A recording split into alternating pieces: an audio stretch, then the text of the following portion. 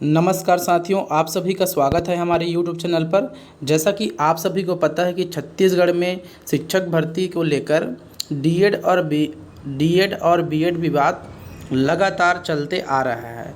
तो इसी के बारे में यहाँ पर मैं चर्चा करना चाहूँगा साथियों कि जब छत्तीसगढ़ सरकार को हाई कोर्ट के द्वारा बीएड धारियों को बाहर करके डीएड धारियों को 6 सप्ताह में नियुक्ति देने की आदेश दिया गया था, इसके खिलाफ में छत्तीसगढ़ सरकार द्वारा सुप्रीम कोर्ट में एक एसएलपी दायर किया गया था 23,565/2024।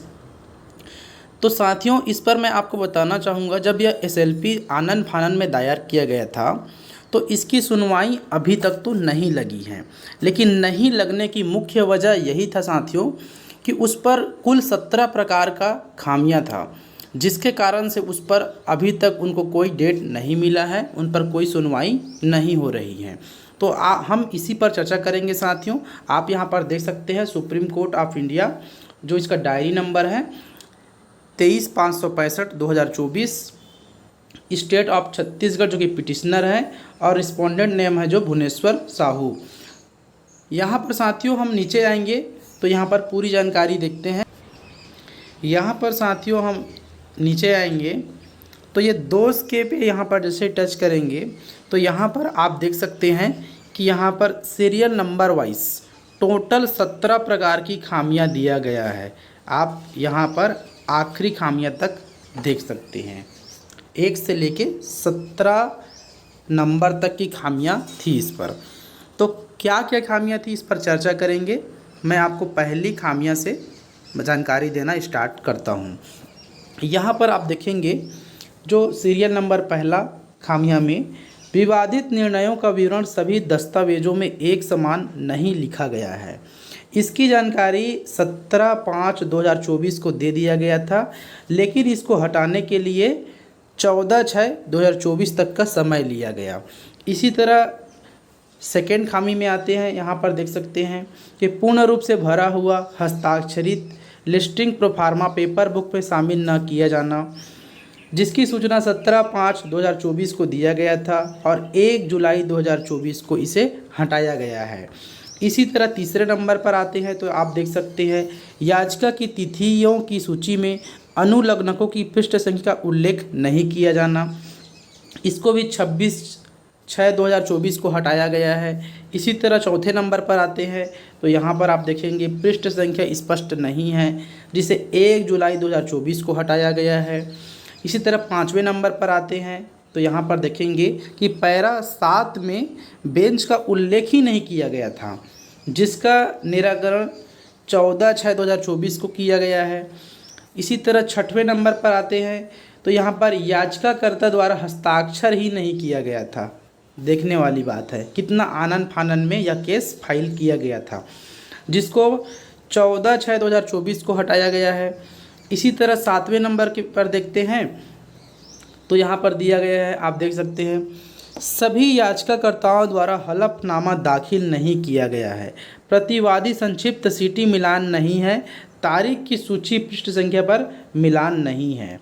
आप सोच सकते हैं साथियों कि कितनी हड़बड़ी में इस एसएलपी को दायर किया गया था, जिसका निराकरण 1/7/2024 को किया गया है। इसी तरह 8वें नंबर पर आते हैं तो अनुलग्नक P6 और P7 मामला संख्या में मेल नहीं खाती है। 9वें में आते हैं तो अतिरिक्त दस्तावेज आवेदन में पैरा 1 में मामला संख्या मेल नहीं खाती हैं, जिसे 26/6/2024 को हटाया गया है। 10वें नंबर पर आते हैं तो अनुलग्नक P9 के पृष्ठ क्रमांक का उल्लेख अतिरिक्त दस्तावेज आवेदन में नहीं है, जिसे 14/6/2024 को हटाया गया है।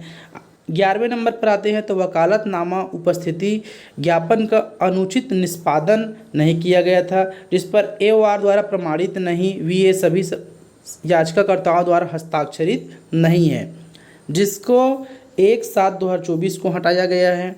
इसी तरह 12वें नंबर पर आते हैं तो कृपया ध्यान दें कि अनुलग्नकों पृष्ठों पैराग्राफों में धुंधली अस्पष्ट छोटी छाप यदि कोई हो तो मामले की अंतिम भौतिक प्रिंट आउट प्राप्त होने के बाद सूचित की जाएगी। यह कोई दोष नहीं है। इस प्रकार की भी समस्या आया था। 13वें नंबर पर देखेंगे तो परिशिष्ट विवरण मेल नहीं खाता, ये भी आप देख सकते हैं, जिसे 1 जुलाई 2024 को हटाया गया था। इसी तरह 14 नंबर पर आते हैं तो आप देख सकते हैं कि अनुलग्नकों की तारीख मेल नहीं खाती हैं, जिसे 1 जुलाई 2024 को हटाया गया था। इसी तरह 15वें नंबर पर आते हैं तो केवल दोष ठीक करने वाले पृष्ठ पर फाइल करें। 16वें नंबर पर आते हैं तो घाटा न्यायालय शुल्क, अधिक न्यायालय शुल्क की आवश्यकता जो 200 रुपये थी उसको नहीं पेड किया गया था, उसको 2/7/2024 को पेड किया गया है। और अंतिम 17वें नंबर पर आते हैं तो आप यहाँ पर देखेंगे कि प्रतिवादी का संक्षिप्त सीटी पृष्ठ संख्या 71 और 255 पर हलफनामों में मेल नहीं खाता, जिसे 2/7/2024 को हटाया गया है। इस प्रकार कुल 17 प्रकार की खामियां आपको यहाँ पर देखने को मिला। तो साथियों, आप सभी समझ सकते हैं कि छत्तीसगढ़ सरकार द्वारा कितनी जल्दबाजी में एसएलपी दायर किया गया था, जिस पर 17 प्रकार की खामियां थी, जिसको हटा लिया गया है। यदि इसको समय से पहले यदि लगाया जाया रहता तो एसएलपी दायर किया रहता तो अभी तक इसकी सुनवाई हो चुकी रहती। अभी हाल में जो 2 जुलाई और 3 जुलाई को जो सुनवाई हुआ है सुप्रीम कोर्ट में, उसी में मर्ज हो सकता था यह, लेकिन जल्दबाजी और खामियां के वजह से इस पर सुनवाई नहीं हो पाया है। तो साथियों, मैं अंत में आप सभी से, जो कि डीएड और बीएड जितने अभ्यर्थी हैं, इन सभी से मैं विनम्र निवेदन करना चाहूँगा कि आप अपने अपने वकील से यह बातें रखें कि जो भी लड़ाई लड़ना है आपको तर्क संगत कोर्ट में रखिए, अपना पक्ष मजबूत कीजिए और जिसके भी हित में फैसला आता है वह संतुष्टिपूर्वक इसको और न बढ़ाते हुए आप संतुष्ट रहिए जिसके भी पक्ष में फैसला आता है। लेकिन यदि आप केस लड़ने को छोड़कर यदि समय लेना चाहेंगे तो जो आने वाली नई भर्ती हैं 33,000 पदों पर जो होना है वह भर्ती और लेट होते जाएगा। इसलिए आप सभी से विनम्र निवेदन है, खास कर बीएड वालों के वकील से, क्योंकि मैं लगातार सुनवाई देखते आ रहा हूँ। बीएड वालों का वकील है जो कि वह केस लड़ने को छोड़कर समय लेने पर अधिक आतुर रहते हैं कि किसी भी प्रकार से उनको और समय दे दिया जाए। इसी तरह का यदि खेल चलता रहेगा तो जो अभी 33,000 की भर्ती आनी है वो और लेट हो जाएगी। इसलिए साथियों, आप सभी से भी निवेदन है कि आप अच्छे तरीक़े से और तर्क संगत केस को लड़िए और जिसके भी पक्ष में आता है उस पर आप संतुष्टि के साथ अपने आगे की तैयारी स्टार्ट कीजिए।